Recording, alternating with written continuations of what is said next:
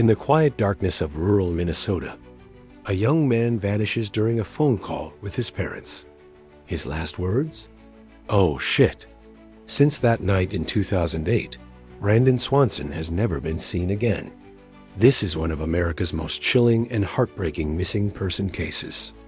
Brandon Swanson was 19 years old, bright and focused, studying wind turbine technology at Minnesota West Community and Technical College. Friends described him as responsible, friendly, and full of dreams. On May 13, 2008, he celebrated the end of his college semester with friends in Canby, Minnesota. Around midnight, Brandon left to drive home to Marshall, Minnesota, a 30-mile drive. While taking back roads, he accidentally drove his Chevy Lumina into a ditch off a gravel road. Unable to get the car out, he called his parents at around 1:54 a.m., believing he was near Lind, Minnesota, only a few miles from home. His parents immediately drove out to find him, staying on the phone while flashing headlights and honking, trying to locate him in the dark. For 47 minutes, Brandon described what he saw: fences, gravel roads, and distant lights he believed were from Lind. He decided to walk towards those lights while talking to his father, Brian, on the phone. Suddenly, Brandon said, "Oh shit," and the call disconnected. His parents tried calling back repeatedly, but there was no answer. Brandon was gone.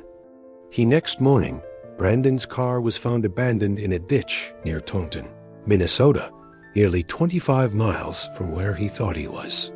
Search efforts included volunteers, police, and K-9 units. Dogs traced his scent along gravel roads, through fields, and towards the Yellow Medicine River, where the trail ended. Despite extensive searches of the river and surrounding fields, there was no sign of Brandon. No clothing, no belongings, nothing. Brandon's disappearance led to a change in Minnesota law. In 2009, Brandon's Law was passed, requiring law enforcement to take immediate action on reports of missing adults, removing delays that cost precious time in the critical first hours. His parents, Annette and Brian Swanson, have worked tirelessly to help other families avoid the same pain. Several theories exist about what happened that night. One theory suggests Brandon fell into the river and drowned, but extensive searches have found no remains. Another theory is that he succumbed to hypothermia in the cold Minnesota night, disoriented and exhausted after hours of walking. Some believe Brandon may have encountered someone that night who harmed him, or that he fell into an unsearched well or hidden area in the rural fields. The chilling reality is that after his final words, it's as if Brandon simply vanished into the dark. If you find stories like this important and want to help keep missing persons cases alive, consider subscribing and sharing this video.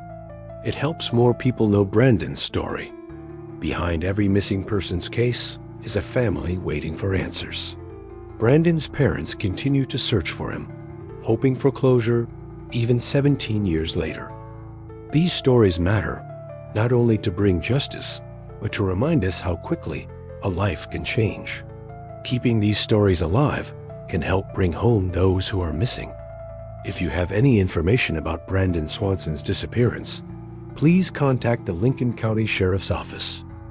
Thank you for watching Dark States. Don't forget to subscribe for more true crime and mysterious stories from America's hidden shadows. Stay safe and stay aware.